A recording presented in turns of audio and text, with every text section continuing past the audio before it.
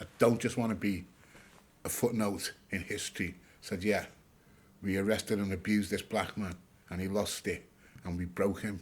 No, you didn't. You made me.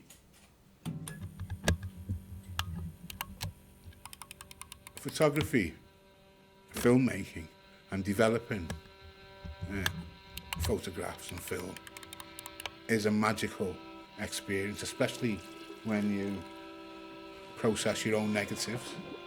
My name's Leroy Cooper. My arrest led to the Toxteth riots of 1981. You could give 10 people a camera in this room and say, take photographs. All 10 people will come back with different perspectives on the same room that they were all in. We were targeted as young black males. As far as I'm concerned, the policy was to criminalise as many of us as possible. In 1981, I was about 19 going on to 20. We used to attend a local youth club. We used to call it the Metro. So I was at the Metro and someone came running in and said, there's something going on at the top of the road. Let's just go and see what's going on. And so we ran up Granby Street and there was an incident occurring where the police had chased someone on a motorbike. But when they pulled over, the police just jumped on them because it was a young black guy on a big, powerful motorbike. They just automatically presumed this must be stolen. They were dragging him, pulling him, giving him little digs, and then they threw him into the van. Sometimes I have got a big mouth that can get me in trouble. And so I started remonstrating with them and saying, what are you doing? Is this how you do traffic stops in nice white neighbourhoods like Chilwell and Egbert and Gattaca? Or are we getting some sort of special treatment? Somebody reached past us while the police were distracted and opened the van door, and the rider jumped out of the van. He disappeared into the crowd. The police suddenly realised we've been bamboozled here. And then they attempted to chase the driver. And in that moment, the crowd and the police just collided. And the next thing, there were a couple of policemen on the floor getting kicked. I think because I'd been the most verbalistic one of the police officers grabbed hold of my leg. I heard sirens. Reinforcements were coming.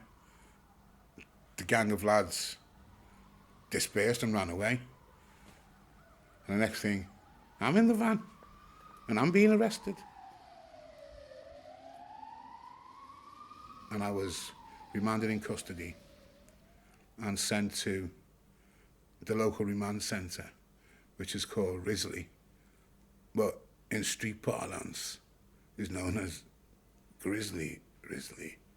I'd never been this close to a jail and a heavy court case. And this was all new to me. It was scary. I quickly realised that there were people in there whom I knew. But I didn't have a radio because I was newly in the prison. I didn't have any personal effects. These had radios, so they could hear the news report. Someone shouted, "Leroy!" I said, "What?" He said, "It's all kicking off down your end." I said, "What do you mean?" He said, "They're rioting in Toxteth." And just immediately, my heart sank because I just realised, I'm going to get blamed for this starting. I'm going to be some sort of scapegoat. It became the Toxteth riots. It became the headline in the Daily Mail. It suddenly became a national scandal, a national news story, and my name was attached to it. In the post-81 thing, I realised that, well, maybe if you take photographs, all these negative words that you've read in the newspaper about your community, maybe you can combat, or at the very least, give people a different perspective. I went to school in Toxteth. I lived in Toxteth from I was a small child. We got took on a little day out adventure round the corner from the school to a dairy.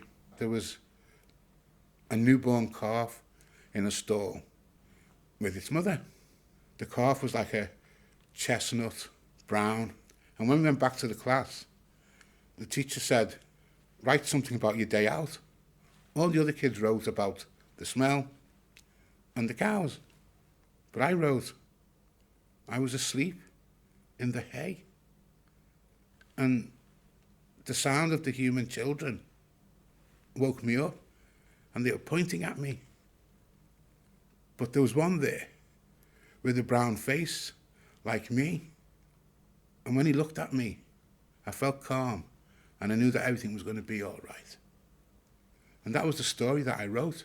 I could sympathise with the calf, because when I first turned up at the school, they were all pointing at me and saying stuff, because I was black, I had brown skin. No one said, you're very bright, you're very creative. What a good story you wrote, Leroy. I got sent to the school psychologist. They gave me the ink blot test, and they ask you, what can you see? Some of those images were quite scary, but something in me said, be careful what you say. And I went, it's Billy Bobbins, sir. He's got the ball. He goes, what can you see now? I said, he shoots, he scores, sir. He's the winner. It just seemed the logical, non-threatening thing to say. Photography is a very, solo activity. Hang them to dry in a dryer. And you put them on the projector, clamp it down, and then you expose the film on a piece of photographic paper. Liverpool has one of the oldest black and ethnically diverse communities in Europe. My motivation has been to document the history of our struggle, our survival, and the overcoming of the trials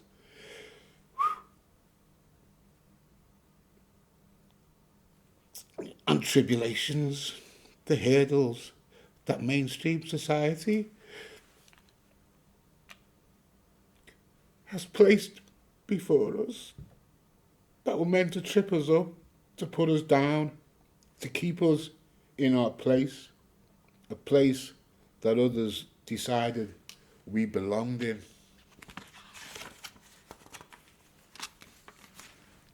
Photography saved me from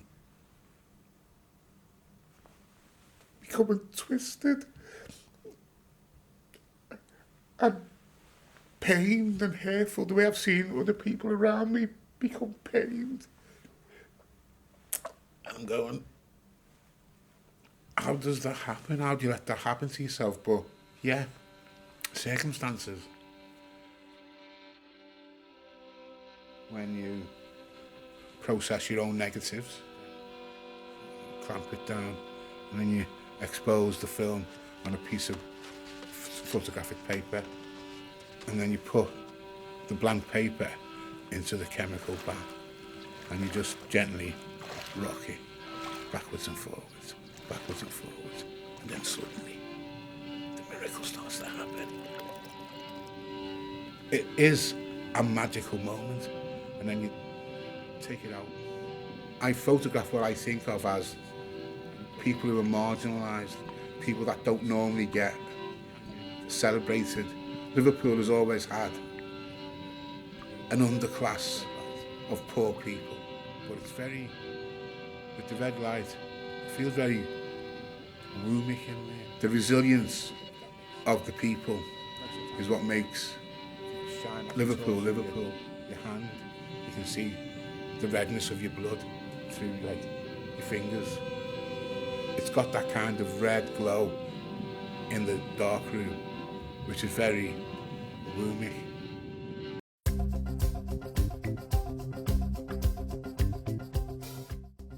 Photographs are like wine, they get better with time. And the more we learn and understand about who we are, about what life is, the photographs take on another worldliness, especially when you look back and say, yeah, that's the way it used to be.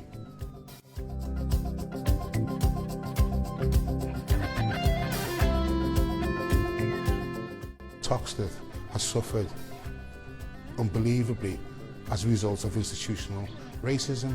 But I'm from Toxteth and I know that there are fantastic, beautiful, talented people who are denied opportunities, who are denied investment.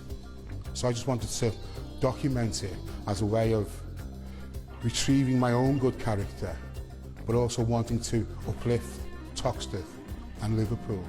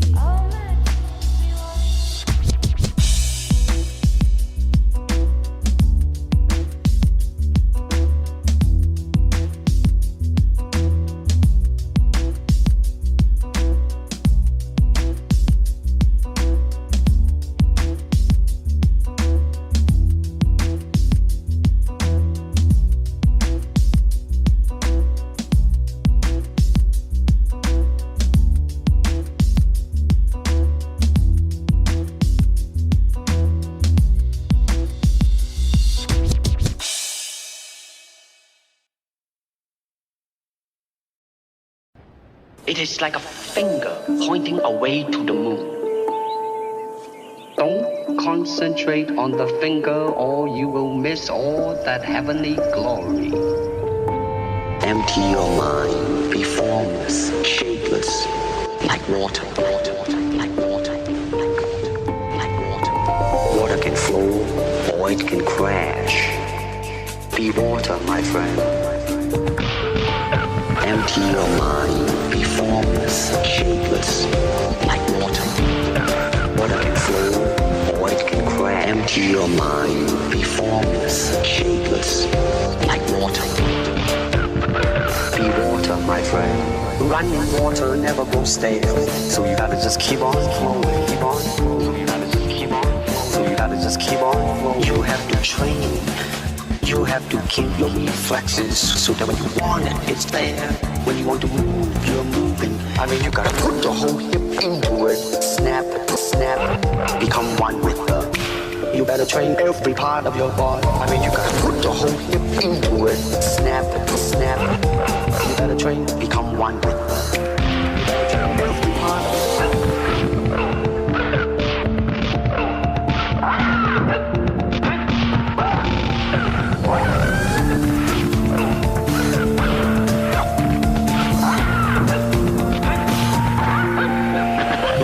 Water never goes stale, so you gotta just keep on flowing, keep on flowing. So you gotta just keep on, just keep on. Under the sky, under the heaven, there is but one family. Do not believe in styles. Styles separate man. It's a process of continuing growth. Process of continuing. Empty your mind, be formless, shapeless, like water. Water can flow, or it can crash. Empty your mind, be formless, shapeless, like water.